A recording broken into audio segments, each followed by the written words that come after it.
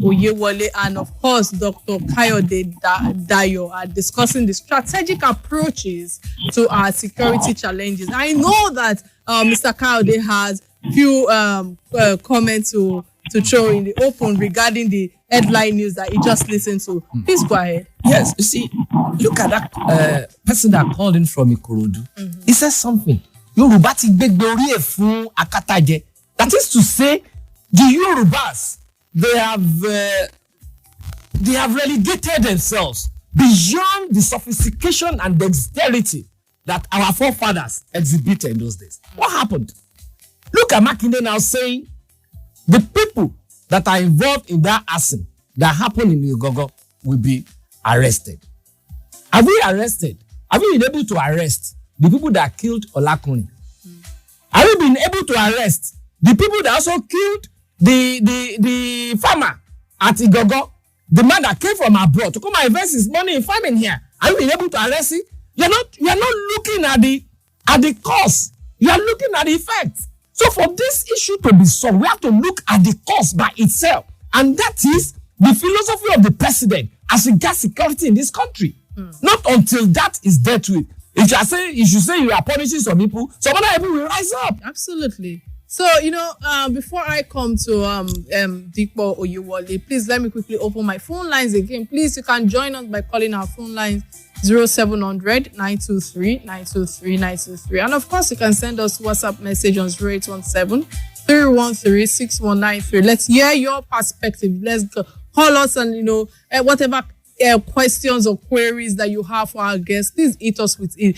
So Dipo Oyewole, coming to you as a strategist that you are, and my question is, what do you suggest in our current circumstances as solution to our security problems?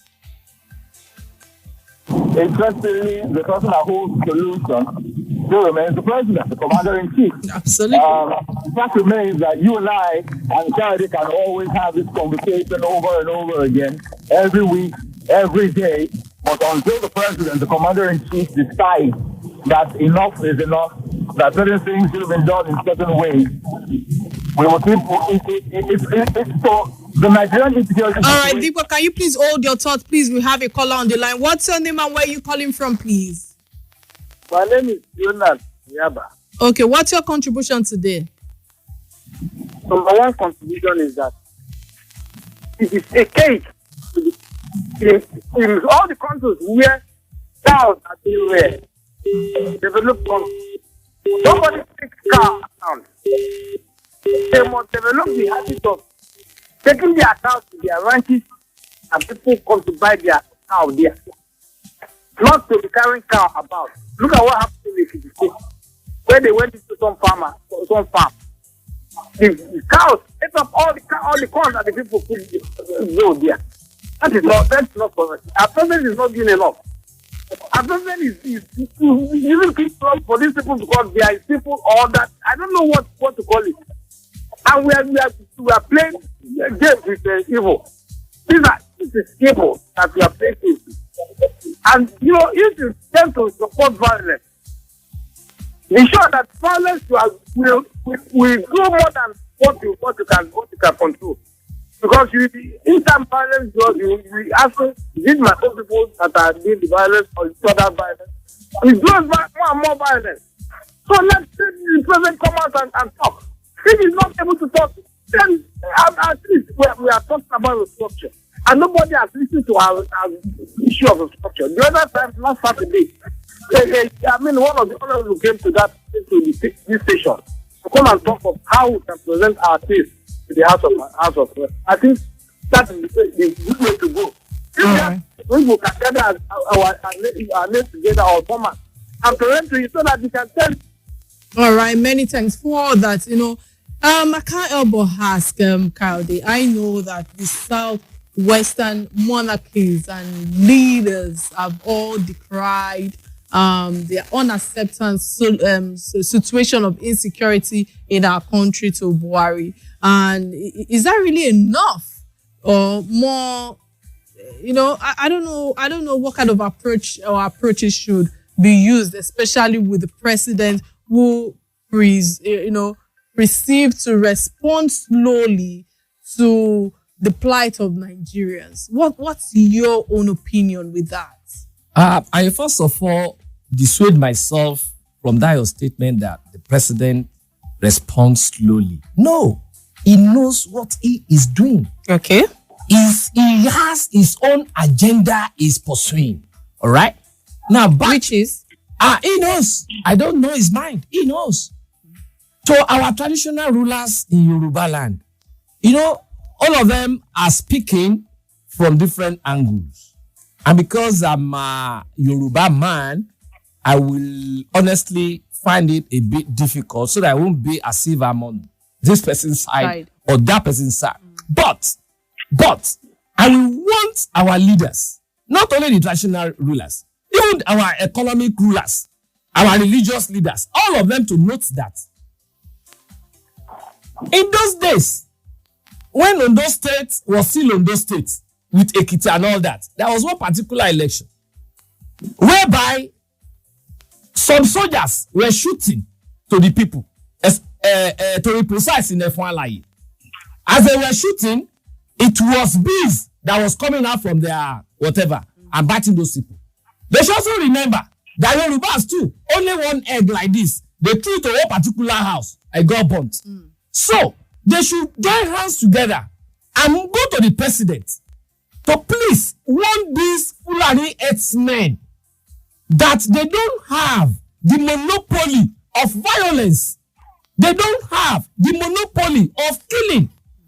Ordinary broom, we will put it on the floor. Let them pass through it. All their cows will die. And even they will follow it. But we are not going to do it. We are peaceful people in Yoruba land. We are very accommodating. So they should stop harassing us. Because when you harass us to a point, whenever you pursue a goat to the world, it will turn back. Then the president again, we all know. It is what we are saying to the microphone now that is coming out. That is, it is the instruction is giving his service chief that they are doing, that they are following.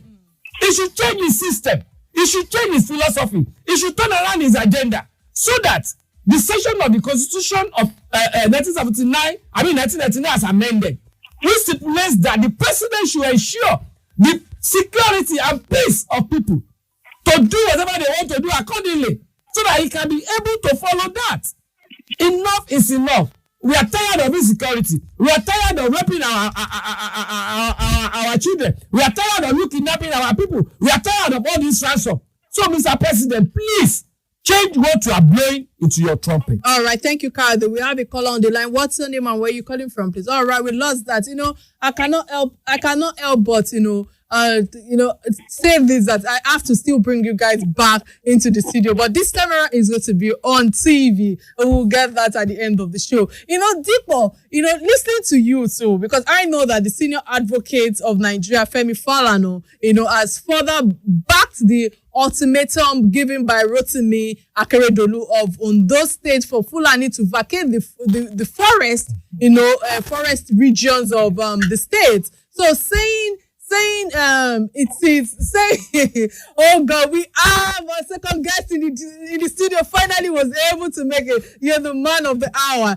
So coming straight to you, Dipo. I know that the senior advocate of Nigeria, Femi Falana, has further backed the ultimatum given by Rotimi Akeredolu of Ondo State for Fulani to vacate the forest regions of the state. So saying it is within the constitutional power or powers of the governor. So my question now is, where do you think the matter may rest with the counter position of the federal government?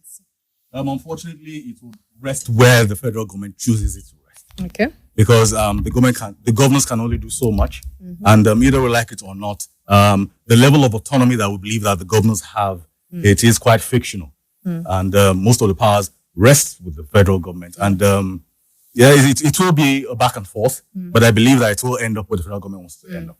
That's why we keep saying that the President Muhammadu Buhari, should step into the office of the Commander-in-Chief and do what needs to be done. The governors can always say that they want to defend their people, they want to defend their local territories, but it still rests on the federal government and the person of President Muhammadu Buhari to do the needful and do what is right to ensure that there's lasting peace and there's lasting solution to this challenge. I know this might be my last question to you because of time, but definitely I must bring you guys back to the studio. You know, Dipo, Operation Amotekun has championed the southern western states to be precise, and we have issue of this jurisdiction for and the powers they should have, so to speak. Do you think that they can bring solution to our security challenges with the look of things at hand? I want you to be honest and direct. Honestly, I'm not sure because, frankly speaking, even though I'm also an advocate for their existence, I mean, when they were starting up, there was a lot of pushback, and we said it on different platforms that you cannot say that there should be pushback. You can't say that it can't work because they have northern counterparts in the name of Hizbah that do all sorts of enforcements and all of that. But that being said, unfortunately, we're not quite sure as to what their scope is and what they can actually do, constitutionally or not. So it is the dealer's choice in this case, and we wait to see.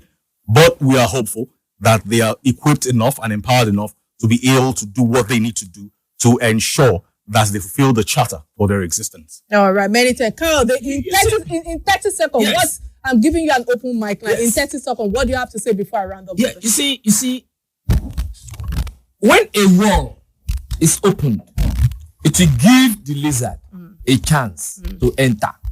For our Yoruba people that don't among all these southwestern governors, are they all in support of Amotekun? It is only if all of them are in support of Amotekun that it can succeed.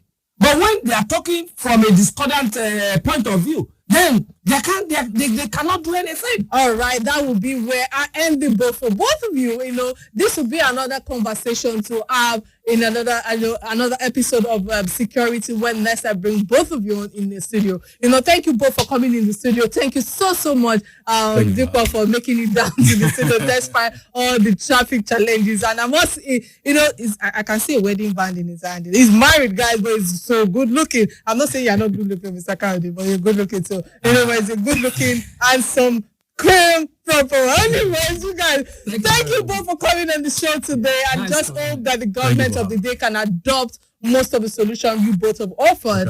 Yeah, so our closing remark, Omoluabi personality from Goldberg, is peace and unity, and which starts from love and respect. We should learn to love one another and respect the boundaries and rights of our fellow Nigerians. Till I come your way next week, my name remains Kike. And by now, you've been on Real Talk with Kike.